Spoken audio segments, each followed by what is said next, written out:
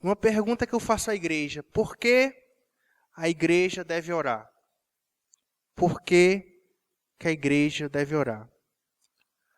Por meio da oração, é possível conectar os céus à terra.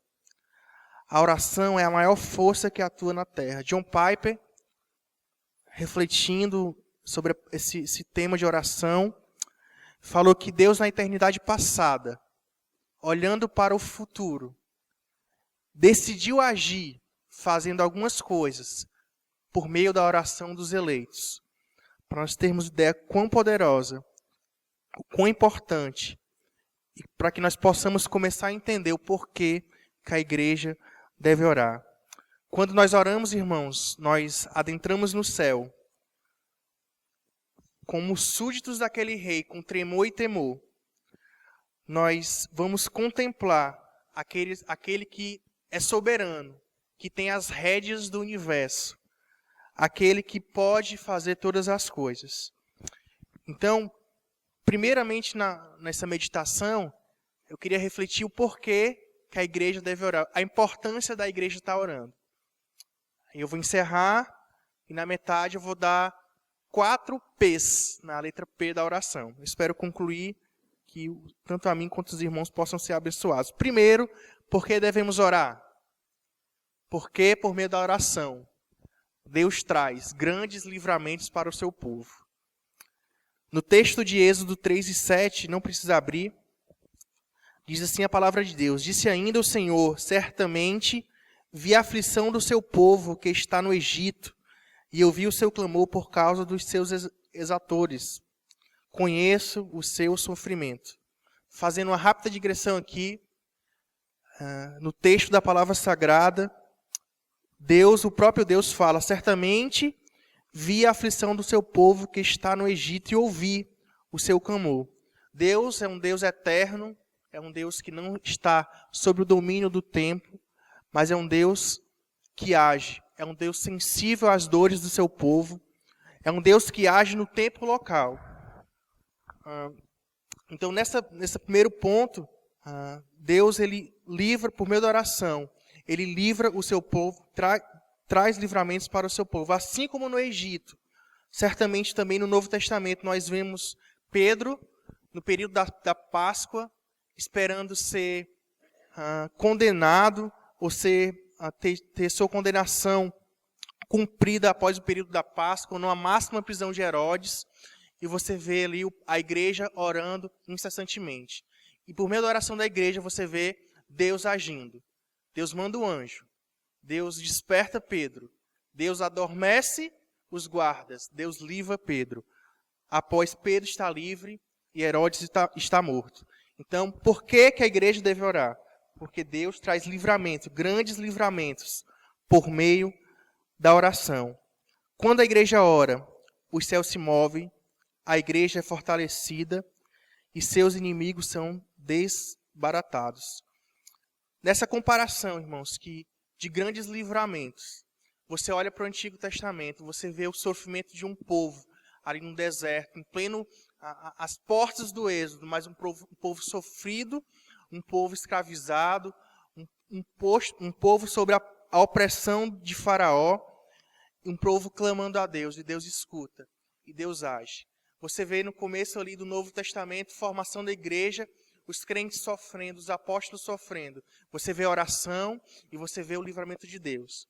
Trazendo para o nosso tempo hoje, irmão, nós vivemos num país livre, onde temos a liberdade de estar aqui hoje à noite orando, buscando a Deus, né? Mas certamente, irmãos, nós temos inimigos.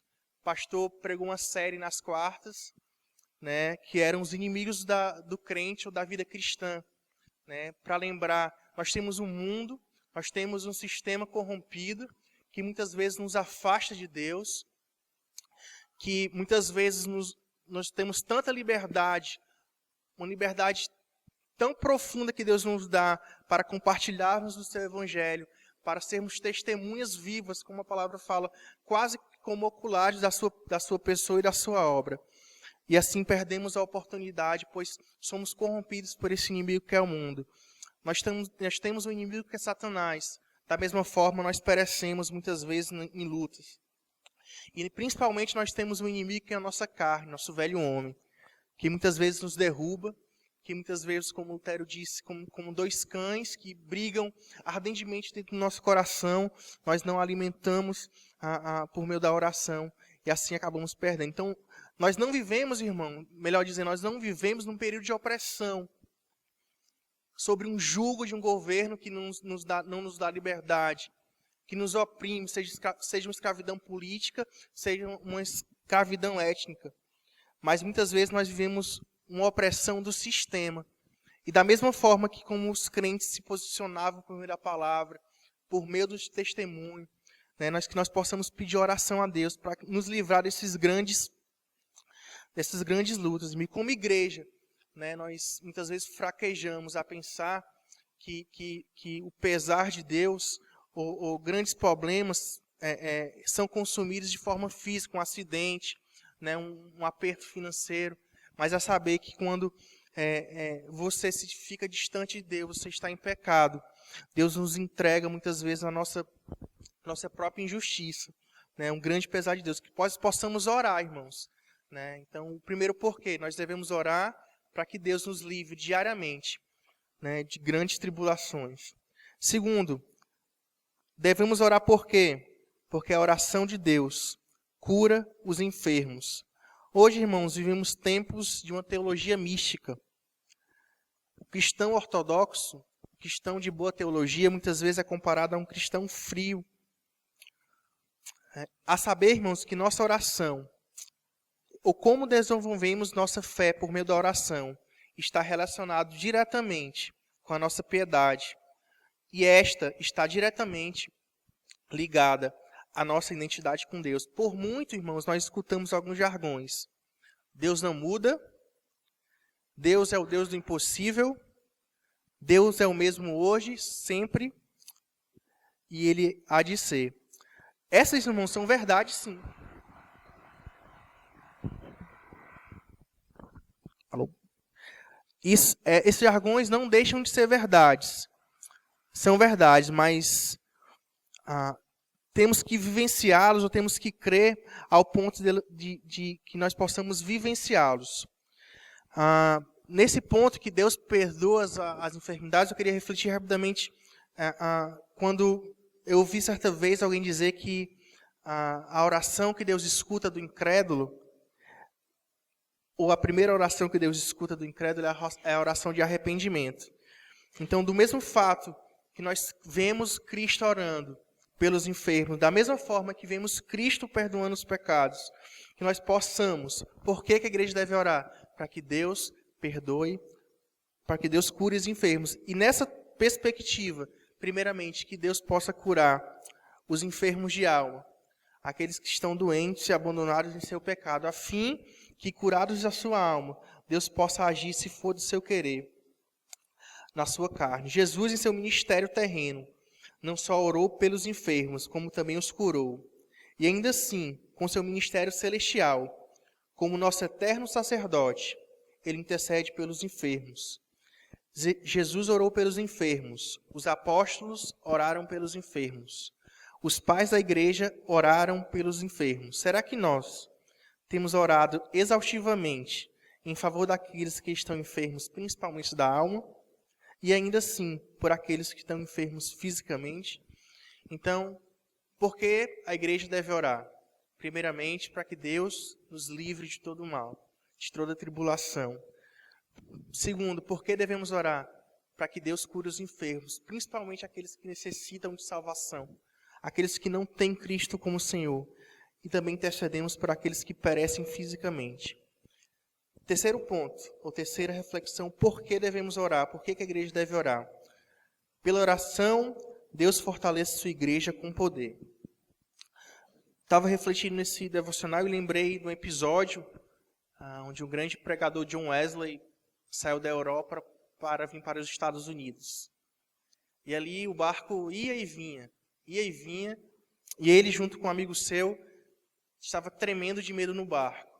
Quando no meio da tempestade, o barco vira ou não vira, eles escutaram uma canção de louvor. Quando eles olharam para o lado, tinha alguns irmãos louvando a Deus. Esses irmãos eram os irmãos morávios. John Wesley olha e fala: esse Deus que eles louvam, que adoram, não é o Deus que eu sirvo. Você via esses irmãos descansando no Senhor. Você via esses irmãos descansando na soberania e no poder de Deus. Aliás, esses irmãos estavam vindo para a América para se oferecerem a ser vendidos como escravos para evangelizarem os escravos da América Central. Então você vê não só na atitude, não só naquilo que eles falavam, mas principalmente na atitude, que aquelas pessoas eram íntimas de Deus, tinha algo diferente, algum relacionamento.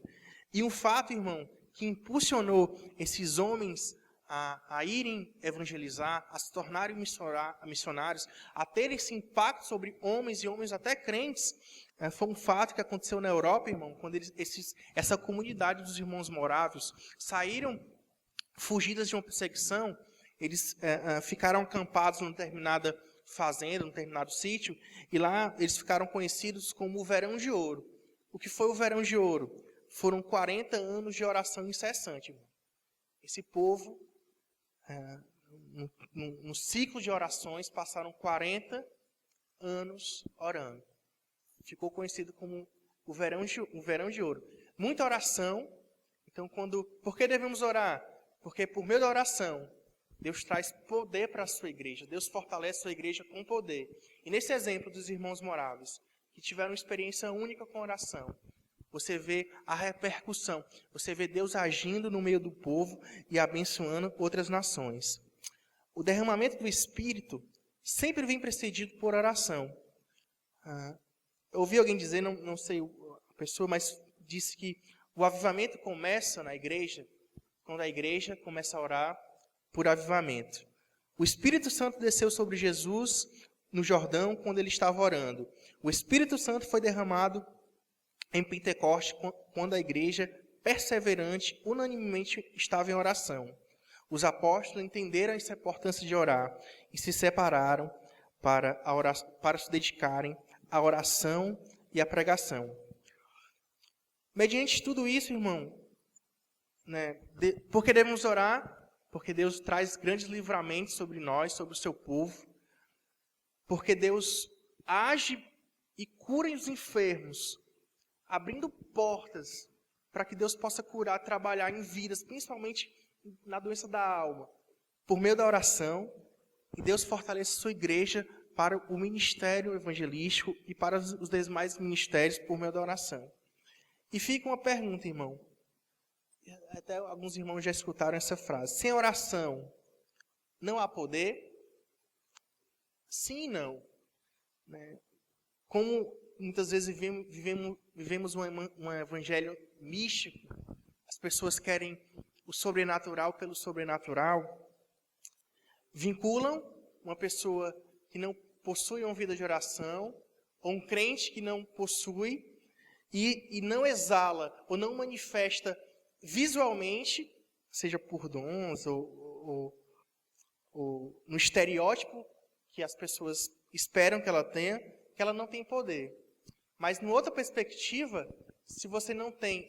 Essa frase é verdade, porque a oração é uma disciplina espiritual vital para o crente. Quando lemos a Bíblia, falamos com Deus. Quando oramos, Deus fala conosco. Quando oramos, nós falamos com Deus. É por meio da oração que nos tornamos mais conhecidos de Deus e principalmente de nós mesmos. Então, nesse sentido, por meio da oração, Deus fortalece seu povo.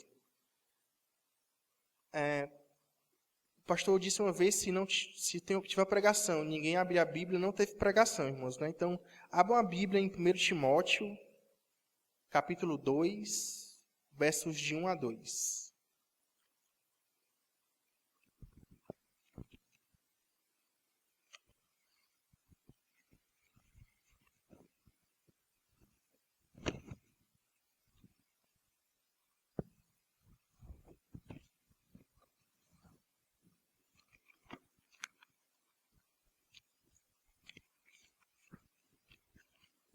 Primeiro Timóteo, capítulo 2, o primeiro e o segundo versículo. Amém?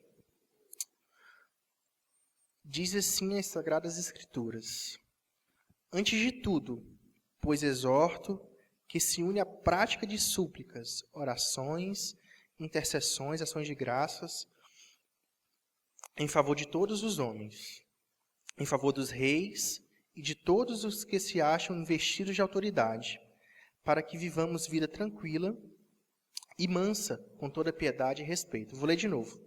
Antes de tudo, pois, exorto que se use a prática de súplicas, orações, intercessões e ações de graças em favor de todos os homens, em favor dos reis e de todos os que se acham investidos de autoridade, para que vivamos vida tranquila, mansa e com toda piedade e respeito. Irmãos, primeira parte aqui do devocional, pensei algumas verdades encontradas na palavra de Deus, ou motivações, ou ideais por aquilo que você possa orar, e motivando. É claro que há muito mais, eu não fechei, mas que pude pensar nesses 3 pontos, porque que a igreja, e como você como igreja deve orar. Agora, eu queria refletir rapidamente, no tempo que me falta, sobre os 4 P's da oração. Primeiro P é a primazia. Primazia de importância, não de tempo. No primeiro versículo de Timóteo, desse capítulo, diz assim: Antes de tudo, pois. Então, irmãos, que a oração não possa ser um complemento na vida do crente. Que não possa ser oração na sua vida, mas vida de oração. Que nós possamos lembrar do orar sem cessar, né? Aquela rotina contínua, né? De em cada momento, de em cada mínimo detalhe, de cada rotina nós elevarmos nossos pensamentos a Deus a fim de pedirmos orientação. Que lugar você tem dado a oração na sua vida, meu irmão? Será algo rotineiro? Você tem orado? Que frequência você tem orado? Você tem orado em comunidade? Paulo aqui diz e orienta a dar primazia na sua vida. Ele vai dar algumas orientações aqui para Timóteo, né? Quer dizer, ele começa o capítulo dando algumas orientações. Parece que ele tem uma quebra. Ó, Timóteo, tu vai fazer isso, mas antes de tudo, ore. Antes de tudo, ore. Então, na sua vida, irmão, vá tomar uma decisão, ore. Você está com o coração afadigado, ore. Vai tomar uma orientação, alguma coisa de dificuldade, ore e descanse no Senhor. Que nós possamos, né? Quando alguém se converte, a gente dá uma orientação de 5 coisas que a pessoa deve fazer. Vir à igreja, ler a Bíblia, confessar a fé, evangelizar, qual é a última? Orar. Saiu um artigo no Voltemos ao Evangelho, que eram 25 coisas que para você saber se você está desviado. A primeira coisa era você tem orado. Você tem orado. Né? Então, que antes de fazermos qualquer coisa, que a oração possa ter esse lugar na sua vida. Eu louvo a Deus por esse momento, por nós, com essa atitude, estarmos aqui reconhecendo isso, dando primazia. O jejum, você abre mão do alimento físico para prestar glória a Deus. Uma vigília está abrindo mão do seu sono, para que você possa buscar a Deus. Também veio um artigo no Voltemos ao Evangelho, ele perguntando, será que na sua palavra Deus separou um melhor lugar, um local para que possamos buscá-lo? Sobre a horário, ele falou que possivelmente de madrugada. Acho que pela quietude, acho que que nossa mente já está mais descansada, está livre, para que possamos dedicar esse momento a Deus. Então, que nós possamos meditar e dar a primazia à oração. Então, qual é o primeiro P? Primazia. Segundo P é pluralidade. Seguindo aqui o versículo, ele vai falar alguns tipos de oração. Paulo aqui ele foca na centralidade de orar, mas ele acaba pensando em algumas orações. Súplicas, orações, intercessões e ações de graça. Súplicas é um pedido, reflete quando nós nos achegamos a Deus para pedi-lo ou revelar uma necessidade que nós temos. O Hernando Dias Lopes diz que é o momento que a insuficiência do homem encontra a suficiência de Deus. Então, que nós, nesse primeiro ponto, né, a saber que Deus já sabe de todas as coisas. Deus sabe tudo antes que você possa falar. Mas Deus quer criar um relacionamento com você. Que você demonstre confiança quando você chegar na presença dele. A saber que ele é o rei, que ele é soberano, que ele é dono de todas as coisas, que ele pode ou não te dar. Mas a fim, e porque ele sabe de todas as coisas, ele sabe o que é bem para você, ele sabe o que é bem para você e para o seu reino. Ele inclui nesse plano central. Ele pode te abençoar, não com a sua vontade, mas com aquilo que é melhor para você e que vai glorificar o seu nome. Então, que nós possamos também nessa noite apresentar a Deus nossas súplicas, nossos anseios e nossos sonhos. Segundo ponto, oração. Orações designam o movimento da alma em direção a Deus. As orações são um ato de adoração, exaltando pela excelência dos seus atributos e rogando a Ele pela grandeza de suas misericórdias. Oração aqui você constitui quando você ora e contempla a Deus na beleza do seu santuário. Você o louva, aqui a palavra oração está mais com o sentido de você orar a Deus o adorando. Segundo, intercessões. Intercessões, essa palavra está ligada a um pedido por alguém ou alguma coisa específica. Traz a ideia de você entrar na presença do rei e suplicar-lhe por um favor. Portanto, nenhum pedido é grande demais para ele, porque ele é o Deus dos impossíveis. Quarto, ações de graças. Elas tratam da nossa gratidão a Deus, por meio do que ele tem feito. Alguém brincou uma vez, né? Não sei, vou falar. Alguém veio no culto de oração e pediu alguma coisa a Deus. E Deus deu. Aí, com tanto tempo, essa pessoa perdeu essa coisa. Aí o irmão chegou e brincou, olha, você pediu a Deus, você recebeu, mas você não agradeceu. Mas não acredito que seja por conta disso, mas nesse sentido. Muitas vezes é só o venha a nós, o vosso reino. Venha a nós, mas quando seja feita a tua vontade, nós nos endurecemos muitas vezes. Né? E é claro, Deus, Ele é soberano, sabe todas as coisas. Mas que nós possamos ter um coração sempre grato. Né, que nós possamos manifestar essa gratidão, né, uns para com os outros e principalmente para com Deus. Os irmãos estão no horário crítico aqui de passagem da noite, mas o primeiro P? Segundo P? Terceiro P? Potência da oração. Sua oração é potente, amém, irmãos? Amém. Aqui ele vai falar em favor de todos os homens, em favor dos reis e de todos que acham investidos de autoridade. É lógico, irmãos, nós devemos orar por nossas autoridades, né? Principalmente aqui, a questão da potência. Né? Muitas vezes a gente acha, mas caba dura, rapaz, nunca vai se converter. Rapaz, você não é Deus não, você nem é o Espírito Santo. Você tem que pregar e esperar em Deus que a pessoa se converta, né? Que Deus faça a obra. E nas suas orações, nós devemos nos dedicar àquelas pessoas que para nós muitas vezes são inalcançáveis. Muitas vezes é um chefe seu, é um professor que cria barreiras, é alguém da sua família. Então, por meio da oração, irmãos, é que você vai quebrar essas barreiras.